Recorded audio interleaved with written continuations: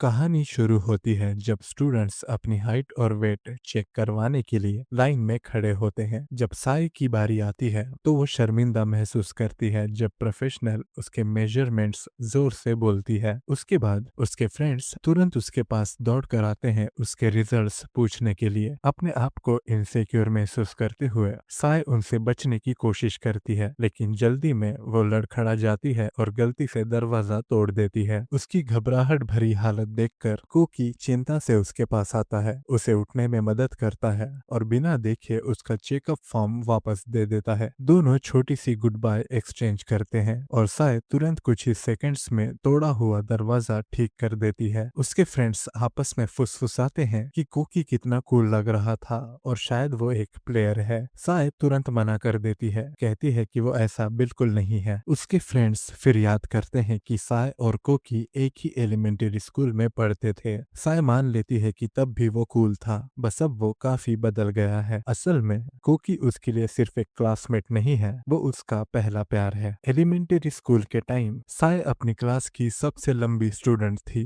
अपनी हाइट के बावजूद वो बहुत क्यूट थी और अपर ग्रेड्स के स्टूडेंट्स उसे बहुत पसंद करते थे। वो लोग अक्सर उसके आसपास इकट्ठा हो जाते थे, ये देखकर खुश होते हुए कि साय स्कूल लंच के लिए कितनी एक्साइटेड होती है। जब सब लोग साय के आसपास घूम रहे थे तब उसका ध्यान एक शर्मीले लड़के की तरफ गया। उस लड़के की माँ ने कहा था कि वो ज्यादा खाना नहीं खाता और उसे दूध से डर लगता है। क्यूरियस होकर साय ने पूछा कि क्या वो एलर्जिक है। लड़के ने माना कि उसे बस दूध पसंद नहीं है, तो साय ने उसके लिए दूध पीने का ऑफर दे दिया। उस छोटी सी बात से उनकी दोस्ती शुरू हुई, लेकिन साय के लिए वो पहली नजर का प्यार था। उस दिन के बाद से साय हमेशा दो लोगों का दूध पीती रही। वो पूरे 6 साल तक क्लासमेट्स रहे, अक्सर एक दूसरे के पास बैठते थे। जब भी कोकी को रिसाइटेशन के लिए बुलाया जाता था साय धीरे से उसे जवाब बता देती थी, जिसके चक्कर में दोनों को डांट पड़ती थी। कोकी हमेशा बाद में माफी मांगता था। एक दिन बॉल गेम के दौरान साय ने देखा कि एक और बच्चा कोकी पर निशाना लगा रहा है। बिना सोचे साय तुरंत कूद कर उस बॉल को रोक लेती है, लेकिन गलती से कोकी को गिरा देती है। इस वजह से कोकी गेम से एलिमिनेट हो जाता है। बाकी बच्चे उसका मजाक उड़ाने लगते हैं और कोकी शर्मिंदगी में भाग जाता है। लंच के टाइम दोनों हमेशा की तरह एक दूसरे के पास बैठे, लेकिन इस बार दोनों ने कुछ नहीं कहा। साय ने देखा कि कोकी को ताकोयाकी बहुत पसंद है, चाहे उसे स्कूल लंच पसंद ना हो। अपने आप को दोषी महसूस करते हुए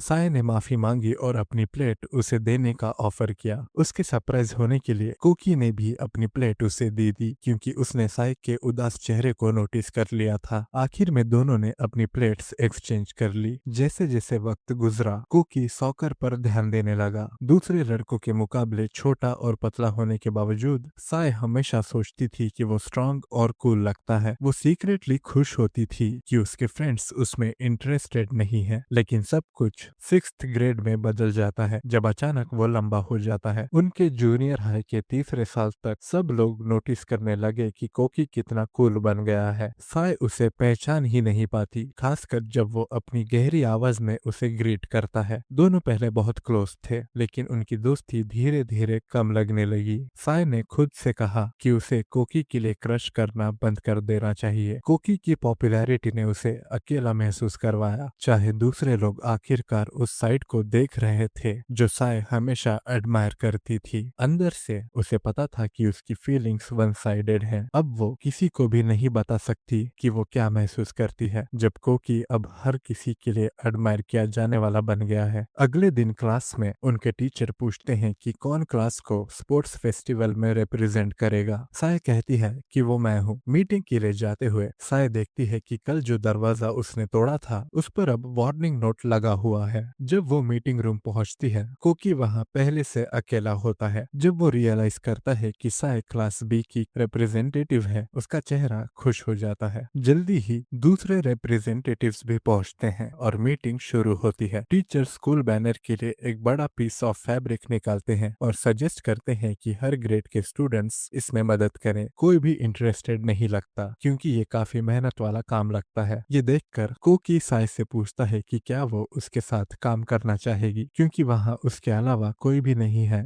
जिसे वो जानता हो, और साय मान जाती है। अगले दिन जब साय टेनिस प्रैक्टिस खत्म करती है कोकी ऑलरेडी कोर्ट के पास वेट कर रहा रहा होता है, जिससे उसके फ्रेंड्स क्यूरियस नजर से देखते हैं। दोनों एक खाली क्लासरूम की तरफ जाते हैं, फ्लोर पर फैब्रिक फैलाते हैं और डिजाइन के बारे में सोचना शुरू करते हैं। साय सरप्राइज होती है क्योंकि कोकी के पास ऑलरेडी एक क्लियर प्लान होता है। वो एलिमेंट्री स्कूल से ही आर्टिस्टिक रहा है। जब वो अपना स्केच साय को दिखाता है, साय तुरंत अग्री कर लेती है। दोनों डिसाइड करते हैं कि तुरंत काम शुरू करेंगे और साय पेंट लेने के लिए वॉलंटियर करती है, पार्टली अपने आप को शांत करने के लिए, क्योंकि सिर्फ कोकी के पास होने से ही उसके हाथ कांप रहे होते हैं। शांत होने के बाद वो वापस आती है और दोनों मिलकर बैनर कंप्लीट करते हैं। तभी एक इंस्ट्रक्टर अंदर आते हैं और लेट रहने के लिए उन्हें डांटते हैं। दोनों सिचुएशन समझाते हैं और बैनर दिखाते हैं। इंस्ट्रक्टर कहते हैं कि डिजाइन शायद अप्रोप्रिएट नहीं है, लेकिन शायद तुरंत कोकी के काम को डिफेंड करती है। इंस्ट्रक्टर डिसाइड करते हैं कि वो खुद बैनर ऑफिस ले जाएंगे और उन्हें घर जाने के लिए कह देते हैं। जब दोनों अलग होते हैं, कोकी को रियलाइज होता है कि उसकी बाइक की चाबी मिसिंग है। दोनों हर जगह ढूंढते हैं लेकिन नहीं मिलती।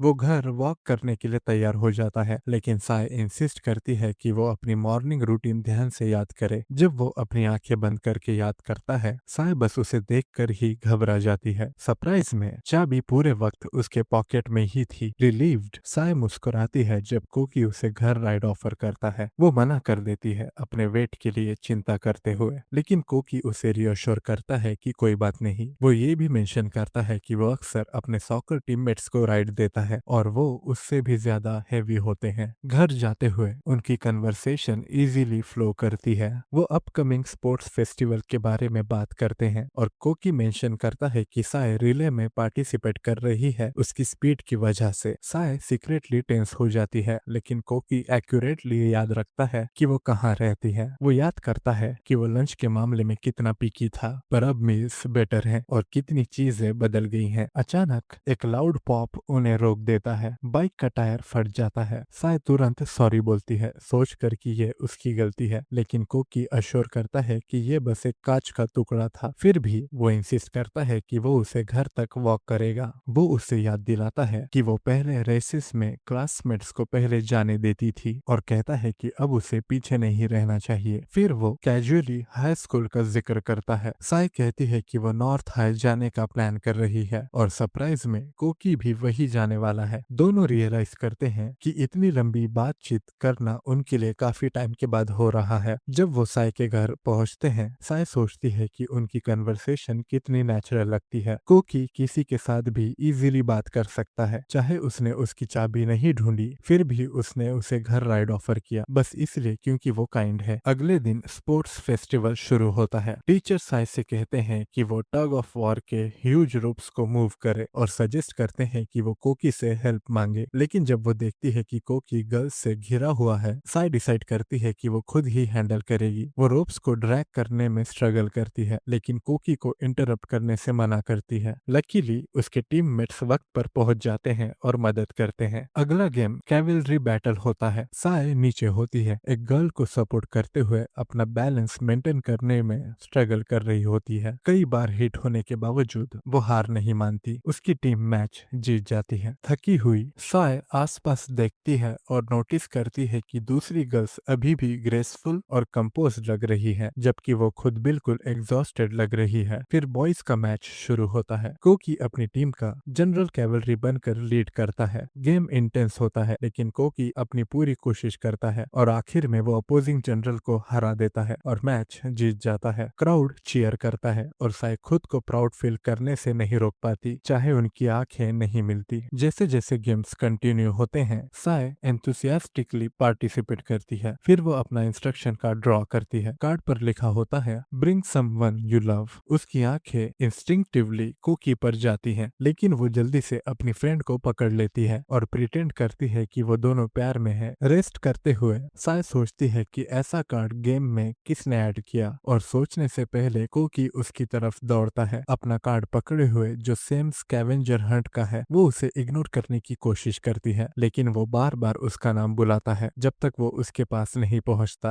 और उसे साथ खींच लेता है। वो लीडर की तरफ दौड़ते हैं जो इंस्ट्रक्शंस पढ़ने वाला होता है। कोकी उसे रोकने की कोशिश करता है, लेकिन लीडर फिर भी अनाउंस कर देता है अ टॉल गर्ल। साय मुस्कुराने की कोशिश करती है और दूर चली जाती है। ये वर्ड्स चुप जाते हैं। हैं, चाहे वो सच है। उसने हमेशा चाहा था कि कोकी उसे अलग नजर से देखे। आंसू आ जाते हैं, लेकिन कोकी उसके पीछे दौड़ता है और एक्सप्लेन करता है। वो मानता है कि कार्ड पर एक्चुअली अ क्यूट गर्ल लिखा था और साय उसका पहला ख्याल थी। शर्मिंदगी में उसने लीडर को सिग्नल दिया था वर्डिंग चेंज करने के लिए। ये सुनकर साय का दिल सॉफ्ट हो जाता है और वो अपने आप को और ज्यादा उसके साथ अटैच होता हुआ महसूस करती है। बाकी स्पोर्ट्स फेस्टिवल, साय बस कोकी के लिए चीयर करती है। वक्त गुजरता है और उनके एंट्रेंस एग्जाम्स का दिन आता है। साय और कोकी दोनों नॉर्थ हाई के लिए टेस्ट देते हैं। साय खुद से कहती है कि उसे अब कोकी से प्यार नहीं करना चाहिए, वो उसे बहुत दूर लगता है। लेकिन जब रिजल्ट्स आते हैं और वो देखती है कि दोनों पास हो गए हैं, तो उसे रियलाइज होता है कि प्यार करने पर कोई रूल नहीं है। ग्रेजुएशन के दिन कोकी साय के पास आता है और कहता है कि वो दोनों साथ फोटो लें, क्योंकि उसकी माँ ने रिक्वेस्ट की थी। दोनों साइड बाय साइड खड़े होते हैं और जैसे ही फोटो क्लिक होती है, कोकी नोटिस करता है कि वो कितना क्लोज खड़ा है। फ्लस्टर्ड साय उससे कहती है कि फोटो भेज दे। दोनों अपनी कॉन्टेक्ट इन्फॉर्मेशन एक्सचेंज करते हैं और उम्मीद करते हैं कि हाई स्कूल में एक ही क्लास में हो। वो कैजुअली छोटी छोटी बातों पर बात करते हैं, जैसे ग्रेजुएशन में बेचे जाने वाले कोहाकू मांजू स्वीट्स। साय को सरप्राइज होता है जब कोकी उसे अपना स्वीट गिफ्ट के रूप में दे देता है और कहता है कि वो हाई स्कूल उसके साथ स्पेंड करने के लिए एक्साइटेड है। हाई स्कूल के पहले दिन साय डिस्कवर करती है कि वो कोकी के साथ सेम क्लास में है। क्लासरूम जाते हुए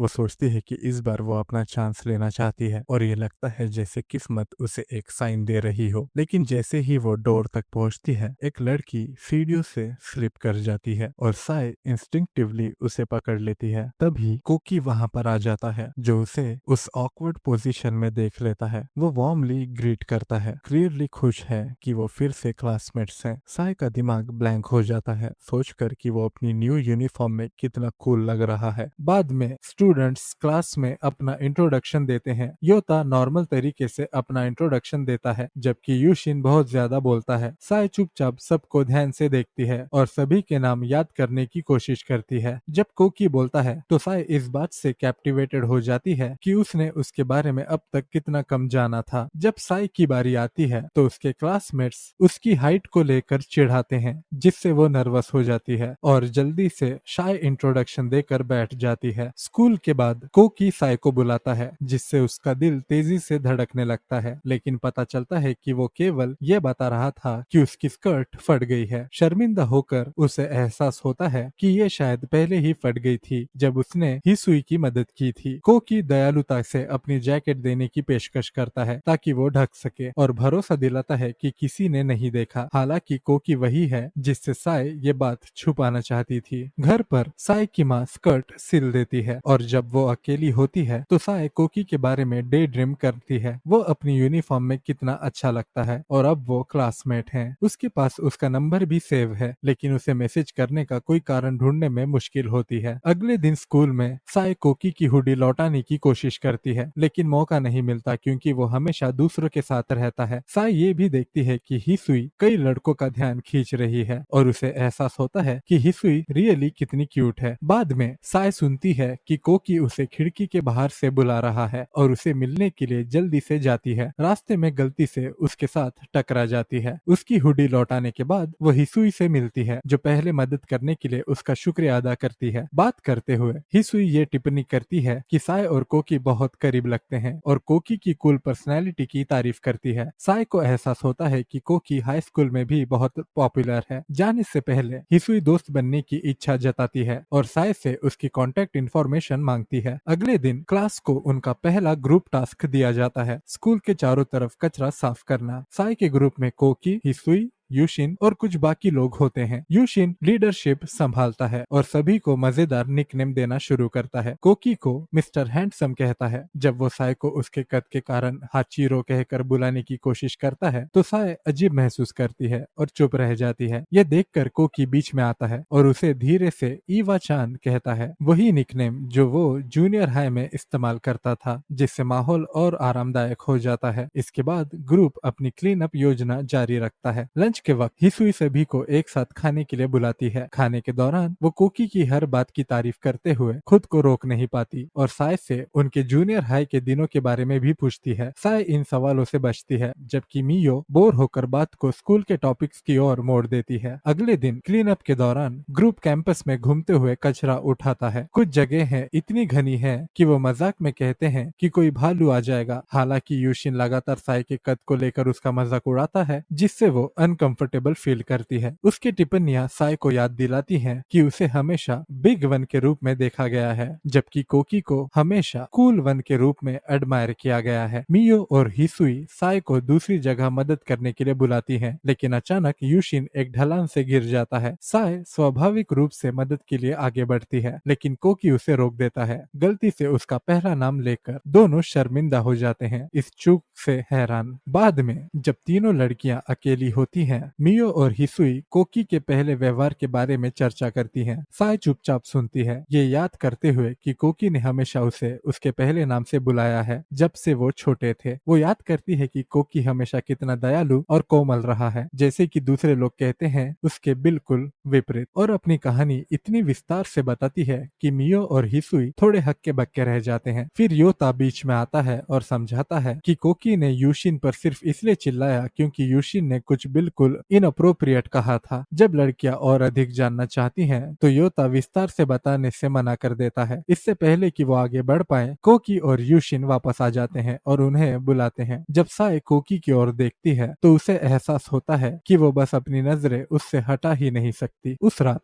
नहाने के बाद साय को कोकी का एक मैसेज आता है, जिसमें वो कल के क्विज का कवरेज पूछता है और 10 मिनट में जवाब देने की मांग करता है। घबरा कर वो जल्दी से कपड़े पहनती है, अपने नोट्स ढूंढती है और वक्त पर उसे पूरा कवरेज टेक्स्ट में भेज देती है। कुछ ही पलों बाद कोकी जवाब देता है और मानता है कि उसने टेक्स्ट गलती से उसे भेजा था, वो किसी दोस्त के लिए था। जैसे ही वो माफी मांगता है, उनकी बातचीत सहज रूप से चलती है, जिससे साय मुस्कुरा उठती है। थोड़ी ही देर बाद उसे हिसुई का एक और मैसेज आता है, जो सफाई को लेकर शिकायत करने से शुरू करता है, लेकिन जल्दी ही फिर से बात को कोकी की ओर मोड़ देता है। साय पोलाइटली जवाब देती है, हालांकि वो थोड़ी ओवरवेल्म्ड फील करती है। बिस्तर पर लेटी हुई साय सोचती है कि स्कूल में अफवाहें कितनी जल्दी फैल जाती हैं। अगर कोई लड़की किसी लड़के को पसंद करती है और कह देती है, तो आखिरकार सबको पता चल ही जाता है। लंच के वक्त साय, मियो और हिसुई फिर से साथ में खाना खाते हैं। हिसुई बार बार पूछती रहती है कि क्या कोकी की कोई गर्लफ्रेंड है और जोर जोर से लड़कों और डेटिंग के बारे में बातें करती रहती है, जिससे साय और मियो थक जाते हैं। आखिरकार हिसुई समझ जाती है कि वो इसमें इंटरेस्ट नहीं रखते और माफी मांगती है, जबकि मियो आसानी से बातचीत को फिर से क्लास वर्क की तरफ मोड़ देती है। बाद में जूडो प्रैक्टिस के दौरान साय आसानी से सबको हरा देती है और कोच भी प्रभावित हो जाते हैं, जो सुझाव देते हैं कि वो जूडो क्लब में शामिल हो जाए। जब कोकी वहां आता है, तो हिसुई साय की कौशल की तारीफ करती है और मियो उसकी दूसरों के साथ कोमल व्यवहार को नोट करती है। इंस्पायर्ड होकर हिसुई साय के साथ टेनिस क्लब में शामिल हो जाती है, हालांकि वो कोकी को देखकर ध्यान भटका लेती है। क्लास में साय हिसुई की निडरता को नोट करती है और चुपचाप सोचती है कि क्या वो कोकी के लिए बेहतर मैच हो सकती है। बाद में कोकी साय के पास मैथ ट्यूशन के लिए आता है, याद करते हुए कि उसने एलिमेंट्री स्कूल में उसके आकार की वजह से उसकी मदद की थी। वो साथ में पढ़ाई करते हैं और साय कोकी की लगातार काइंडनेस और डिटर्मिनेशन पर सोचती है और अपने खुद के बेहतर ग्रेड के बावजूद उसे और ज्यादा एडमायर करती है। उस रात साय उसे मैसेज करने की कोशिश करती है, लेकिन पहले कोकी उसे मैसेज कर देता है, जिससे एक खेल खेल में यादों भरी बातचीत शुरू हो जाती है। दिल के अंदर साय उम्मीद करती है कि एक दिन वो अपने जज्बात का इजहार कर पाएगी।